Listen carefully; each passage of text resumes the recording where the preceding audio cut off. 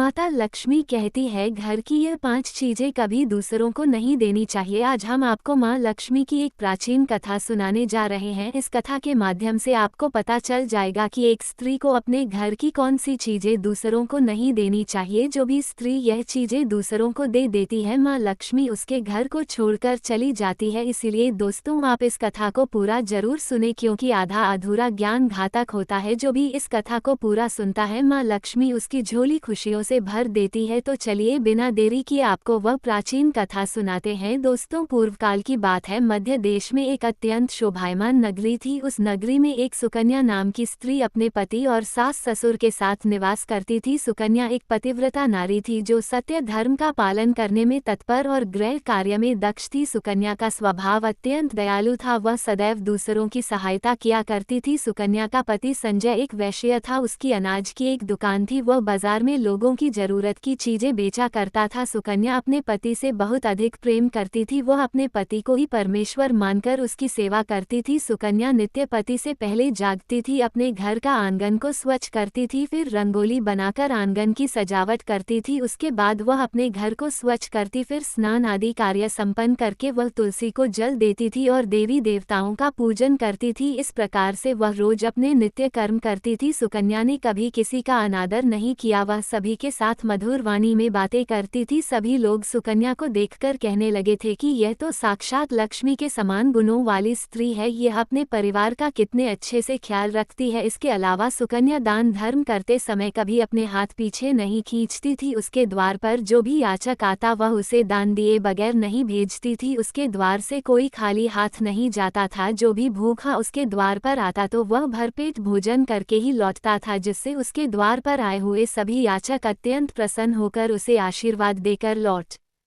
जाते थे। इतना ही नहीं, सुकन्या अपने पड़ोसियों की भी सहायता करती थी। उसके पड़ोस में जो भी गरीब और दुखी लोग रहते थे उन्हें भी वो नित्य भोजन दिया करती थी। पड़ोसियों को जो जो चीजें लगती सुकन्या बिना विचार किए ही दे दिया करती थी, जिस कारण से सुकन्या के पड़ोसी भी उसका बहुत अधिक सम्मान करते थे। वे कहते थे, अहो ये सुकन्या तो साक्षात देवी है। देवी साक्षात माँ अन्नपूर्णा ने ही सुकन्या के रूप में जन्म लिया है। लोग जब भी सुकन्या की प्रशंसा करते तो वे सभी उसके विषय में अच्छी बातें ही कहते, लेकिन लोगों की बातें सुनकर भी सुकन्या ने कभी घमंड नहीं किया। वह उन सभी को आदर और सम्मान से ही बातें किया करती थी। फिर एक दिन की बात है, सुकन्या की एक पड़ोसन उसके घर पर आती है। सुकन्या उसका स्वागत करती है और बड़े प्रेम से उसे कहती है, हे बहन, हमारे घर में तुम्हारा स्वागत है। आज किस कारण से तुम्हारा मेरे घर पर आगमन हुआ है? यदि कोई वस्तु चाहिए तो मुझसे मांग लो, मैं तुम्हारी अवश्य मदद करूंगी। सुकन्या की पड़ोसन कहती है, हे सुकन्या बहन, आज मेरे घर पर बहुत से रिश्तेदार आए हैं, उनके लिए मैं भोजन बना रही हूँ, इसलिए मैं तुम्हारे पास रोटी बनाने के लिए चकला बेलन और तवा मांगने आई हूँ। यदि तुम कुछ समय के लिए मुझे चकला बेलन और तवा दे दोगी तो बड़ी कृपा होगी। मैं काम हो जाने के बाद तुम्हें जल्दी ही लौटा दूंगी। सुकन्या कहती है, हे बहन, इसमें क्या बड़ी बात है? अभी मुझे चकला बेलन की आवश्यकता नहीं है, इसीलिए तुम मेरा चकला बेलन और तवा ले जा सकती हो। रुको, मैं अभी तुम्हें लाकर देती हूँ। फिर सुकन्या रसोई घर में जाती है और रसोई घर से चकला बेलन और तवा लाकर उस पड़ोसन को देती है। तब पड़ोसन कहती है, हे बहन, तुम्हारा बहुत बहुत धन्यवाद। आज तुमने मेरा काम सफल कर दिया। मैं अपने मेहमानों को भोजन कराकर तुम्हारा चकला बेलन जल्दी से लौटा देती हूँ। सुकन्या कहती है, हे बहन, चिंता की कोई बात नहीं है। जब तुम्हारा कार्य पूर्ण हो जाएगा तब तुम मुझे लौटा देना। फिर वह पड़ोसन सुकन्या का चकला बेलन और तवा लेकर चली जाती है। कुछ समय बाद अन्य एक स्त्री सुकन्या के घर पर आती है। सुकन्या उसका भी प्रेम से स्वागत करती है और पूछती है, पधारो बहन, आज तुम्हें मुझसे क्या काम है? संकोच ना करो और बताओ तुम्हें मुझसे क्या चाहिए, मैं तुम्हारी मदद जरूर करूंगी। तब वह स्त्री कहती है, हे बहन, मेरे घर में बहुत गंदगी हो गई है और मेरे घर को साफ करने के लिए मेरे पास कुछ भी नहीं है, इसलिए मैं तुम्हारे पास झाड़ू मांगने के लिए आई हूँ।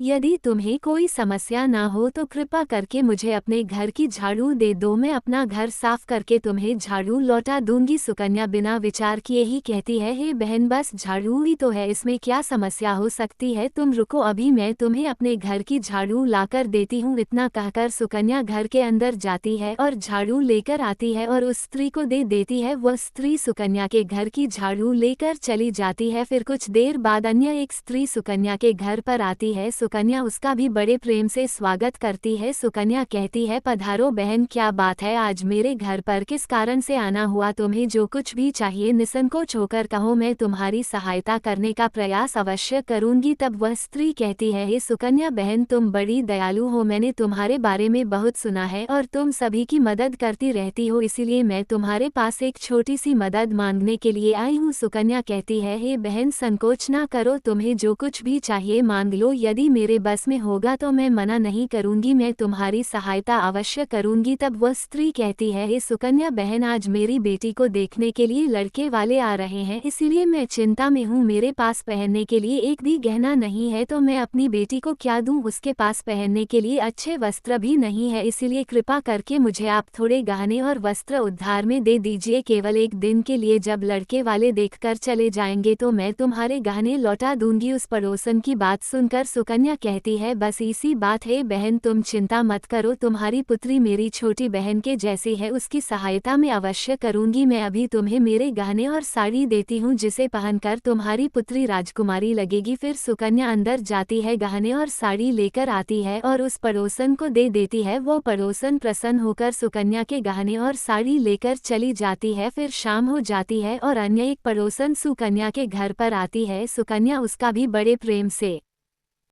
स्वागत करती है और कहती है, पधारो बहन, आज किस कारण से मेरे घर पर आना हुआ? बताओ, मैं तुम्हारी किस प्रकार से सहायता कर सकती हूँ? तुम्हें जो कुछ चाहिए निसंकोच होकर कहो, मैं तुम्हारी मदद जरूर करूंगी। वह पड़ोसन कहती है, हे सुकन्या बहन, तुम बड़ी दयालु हो और तुम सभी की मदद करती हो, इसीलिए मैं तुम्हारे पास आई हूँ। मेरा बच्चा भूखा है और उसे पिलाने के लिए दूध नहीं है, इसीलिए मैं तुम्हारे पास दूध मांगने के लिए आई थी। अगर थोड़ा सा दूध मिल जाता तो बड़ी कृपा होती। सुकन्या कहती है, अरे बहन, इसमें कौन सी बड़ी बात है, लो अभी मैं तुम्हें दूध दे देती हूँ। सुकन्या रसोई घर में जाती है और थोड़ा सा दूध लेकर आती है और उस पड़ोसन को दे देती है। वो पड़ोसन प्रसन्नता से उस दूध को लेकर चली जाती है। इस प्रकार से सुकन्या अपने सभी पड़ोसियों की मदद कर देती है और प्रसन्न होकर घर का काम करने में लग जाती है। फिर रात होते ही उसका पति घर पर लौट आता है। सुकन्या अपने पति को प्रणाम करती है और उसकी खूब सेवा करती है। रात को दोनों पति पत्नी आनंद से सो जाते हैं। फिर दूसरे दिन वे जागते हैं तो उन्हें एक बहुत ही बुरी खबर कानों पर पड़ती है। एक आदमी दौड़ते हुए सुकन्या के घर पर आता है और सुकन्या के पति से कहता है, हे भाई, कल रात को किसी ने आपकी दुकान लूट ली है, सारा माल गायब है। सुकन्या का पति एकदम से घबरा जाता है और दौड़ते हुए अपने दुकान पर जाता है तो देखता है उसका सारा माल किसी ने लूट लिया है। वह देखता है कि उसके दुकान में रखा हुआ सारा धन भी चोरी हो चुका है। वह दुखी और निराश होकर घर पर लौटता है और सुकन्या को सारी बात बताता है, जिसे सुनकर सुकन्या बहुत दुखी हो जाती है। सुकन्या कहती है, आप चिंता ना कीजिए जी, हमारे घर में अभी बहुत सारा रखा हुआ है, जिससे आप फिर से व्यापार शुरू कर सकते हैं। फिर सुकन्या अपने घर की तिजोरी में देखती है तो वह भी पूरी तरह खाली दिखाई देती है, उसके अंदर का भी सारा माल अब चोरी हो चुका था। ये देखकर सुकन्या बहुत दुखी हो जाती है, उसे समझ में नहीं आता कि यह कैसे हुआ। सुकन्या का पति उस पर बहुत क्रोधित हो जाता है और पूछता है, सुकन्या सच सच बताओ, हमारे घर के अंदर रखा हुआ सारा पैसा कहाँ गया? सुकन्या कहती है, हे मामी, मैं घर पर ही थी, सारा धन तिजोरी में ही था, किसने इसे चुरा लिया पता नहीं, कृपया आप शांत हो जाए, हम कोई ना कोई उपाय जरूर ढूंढ लेंगे। सुकन्या का पति कहता है, ये जो तुम दूसरे लोगों को घर पर बुलाकर खिलाती हो, अनजान लोगों को घर में बुलाती हो, उसी का फल है यह, उन्हीं में से किसी ने हमारे घर का सारा पैसा चुरा लिया है। क्रोध में आकर सुकन्या का पति उसे भला बुरा कहता है। सुकन्या की सास भी उसे बहुत कोसती है और कहती है, तुम ही इन पड़ोसियों को घर की चीजें देती रहती हो, बिना सोचे किसी की भी मदद कर देती हो, उन्हीं में से किसी ने सारा पैसा चुरा लिया है। घर के सभी लोग सुकन्या को भला बुरा कहने लगते हैं। फिर सुकन्या अपने पति को दिलासा देते हुए कहती है, हे नाथ, मैंने मेरे कुछ गहने हमारी पड़ोसन को दिए हैं, मैं उसके पास से गहने लेकर वापस आती हूँ। फिर सुकन्या उस गरीब पड़ोसन के घर पर जाती है तो देखती है उसके घर पर कोई नहीं होता है। वह स्त्री भी घर छोड़कर सुकन्या के गहने लेकर भाग गई होती है। सुकन्या निराश होकर घर पर लौटती है और अपने पति को सारी बात बता देती है। सुकन्या की बात सुनकर उसका पति आग बबूला हो जाता है और सुकन्या को भला बुरा कहने लगता है। सुकन्या का पति कहता है, हे सुकन्या, तुम बड़ी मूर्ख हो, तुम्हारे ही कारण हमारा सारा धन वैभव चला गया है, तुम्हारे दान देने की आदत के कारण ही हमारा तुम्हारे ऊपर यह मुसीबत आन पड़ी है, अब तू इस घर में नहीं रह सकती, तू अभी इसी क्षण इस घर को छोड़कर चली जा। सुकन्या कहती है, हे नाथ, आपके सिवा मेरा इस दुनिया में कोई नहीं है, मैं आपको छोड़कर कहाँ जाऊँ। सुकन्या का पति कहता है, तू कहीं पर भी जा, लेकिन अब इस घर में तू नहीं रह सकती, तेरे ही कारण मेरा सब कुछ बर्बाद हो गया है, तू इस घर में रहेगी तो बचा कुचा सब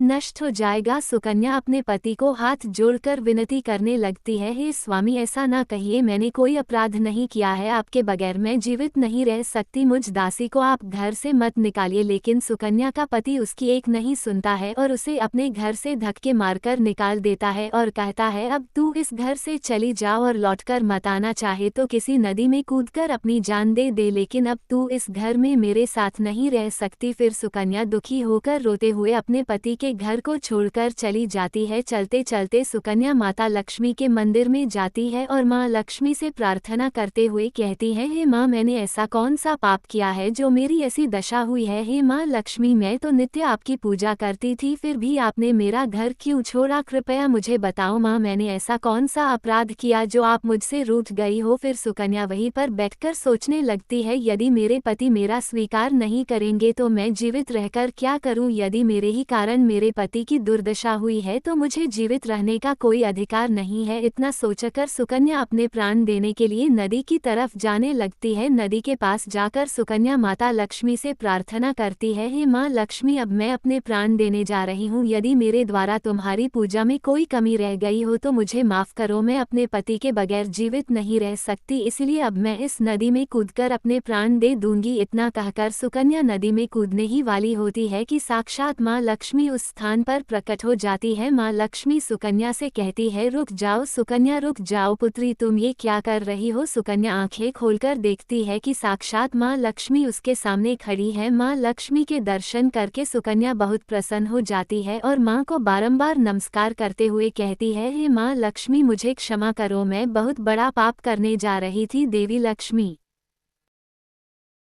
कहती है, हे सुकन्या, मनुष्य को स्वयं अपने प्राण नहीं लेने चाहिए, यह महापाप है, ईश्वर ने जो शरीर प्रदान किया है उसे ऐसे नष्ट नहीं करना चाहिए। सुकन्या कहती है, हे माँ, मैं विवश हूँ, मेरे पति ने मेरा त्याग किया है और स्त्री को अपने पति को छोड़कर नहीं रहना चाहिए, मैं अपने पति को छोड़कर जीवित नहीं रह सकती, इसी कारण से अपने प्राण देने जा रही हूँ। देवी लक्ष्मी कहती है, हे सुकन्या, मैं सब कुछ जानती हूँ और यह भी जानती हूँ कि तुम्हारे पति ने तुम्हारा त्याग क्यों किया है, ये सब तुम्हारी ही भूल के कारण हुआ है, तुमने अनजाने में कुछ ऐसा चीजों का दान किया था जिस कारण से मुझे तुम्हारा घर छोड़कर जाना पड़ा। जो भी स्त्री अपने घर की इन चीजों को दूसरों को दे देती है, उनके घर में मेरा वास नहीं होता है, मैं उन वस्तुओं के साथ ही उनका घर छोड़कर चली जाती हूँ। तब सुकन्या कहती है, हे माँ, ऐसी वह कौन सी वस्तुएं हैं, कृपया आप मुझे बताइए, मैंने कौन सी वस्तु का दान किया जिस कारण से आपने मेरे घर का त्याग किया है। देवी लक्ष्मी कहती है, हे पुत्री, अब तुम ध्यान से सुनो, मैं तुम्हें उन चीजों के बारे में बताती हूँ जो किसी भी स्त्री को दूसरों को नहीं देनी चाहिए, इन चीजों का दान करने पर मैं उस घर को छोड़कर चली जाती हूँ। हे सुकन्या, सबसे पहली वस्तु है चकला बेलन और तवा, किसी भी स्त्री को अपने घर का चकला बेलन और तवा कभी दूसरों को नहीं देना चाहिए। रसोई घर में इन वस्तुओं का महत्व सबसे अधिक होता है, इन वस्तुओं की पवित्रता सदैव ही बनी रहनी चाहिए, इन्हीं वस्तुओं से भगवान विष्णु को प्रसाद बनाया जाता है और तवे पर बनी पहली रोटी भी गाय को खिलाई जाती है, इसलिए इन वस्तुओं को हमेशा स्वच्छ और शुद्ध रखना चाहिए, दूसरों को देने पर यह अपवित्र हो सकती है और फिर इनका उपयोग करना अशुभ फल प्रदान करता है। इसीलिए सुकन्या, तुमने अपने रसोई घर के चकला बेलन और तवा अपनी पड़ोसन को देकर पहली से बड़ी भूल की है। आगे माँ लक्ष्मी कहती है, हे सुकन्या, अब तुम दूसरी वस्तु के विषय में सुनो, तुमने अपनी पड़ोसन को अपने घर में रखी हुई झाड़ू ही दे दी,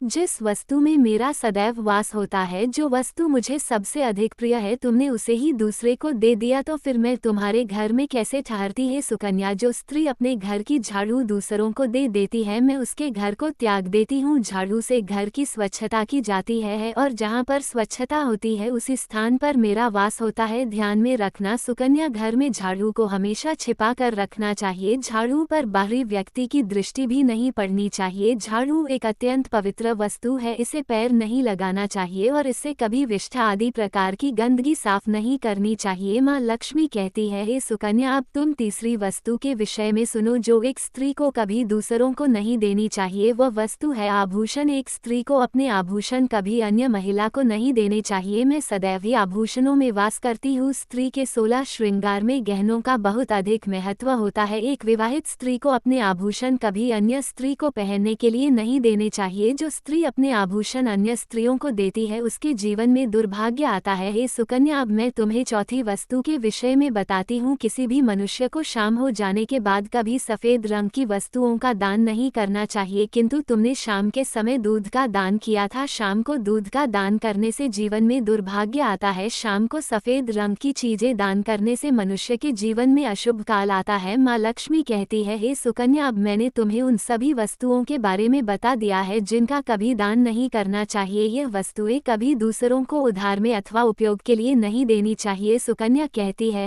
हे माँ लक्ष्मी, मुझसे बड़ी भूल हो गई, मैं इन बातों से अनजान थी, कृपया मुझे क्षमा करो और अब मुझे प्रायश्चित करने का उपाय बताओ। देवी लक्ष्मी कहती है, हे सुकन्या, तुमने प्रायश्चित पहले ही कर लिया है, इसलिए अब तुम अपने घर पर लौट जाओ। मैं तुम्हें तुम्हारा संपूर्ण वैभव और धन संपत्ति लौटा देती हूँ। इतना कहकर माँ लक्ष्मी उस स्थान से अंतर्ध्यान हो जाती है। फिर सुकन्या भी माँ लक्ष्मी को धन्यवाद करती है और उस स्थान से घर की तरफ जाने लगती है। तभी उसका पति ढूंढते हुए उसी की तरफ आ रहा होता है। वह सुकन्या के पास आकर उससे क्षमा मांगता है और कहता है, हे सुकन्या, मुझे माफ करो, मैंने तुम्हें बहुत भला बुरा कहा था। तुम तो साक्षात देवी के समान हो। माँ लक्ष्मी की कृपा से हमें अपना सारा धन वैभव वापस मिल गया है। जिन लोगों ने हमारा धन लूटा था उन सभी ने हमारा धन हमें लौटा दिया और तुम्हारा नाम लेते हुए क्षमा मांग ली है। ये सुनकर सुकन्या बहुत प्रसन्न होती है और अपने पति के साथ घर पर लौट जाती है। माँ लक्ष्मी की कृपा से सुकन्या के घर में फिर से सुख समृद्धि आती है और उसके बाद से सुकन्या ने अपने घर की ये 4 चीजें कभी दूसरों को नहीं दी। तो दोस्तों, उम्मीद है आपको ये कथा पसंद आई होगी। वीडियो को लाइक जरूर करें और कमेंट में जय माँ लक्ष्मी जरूर लिखें। साथ ही चैनल को सब्सक्राइब करें। आप सभी का धन्यवाद।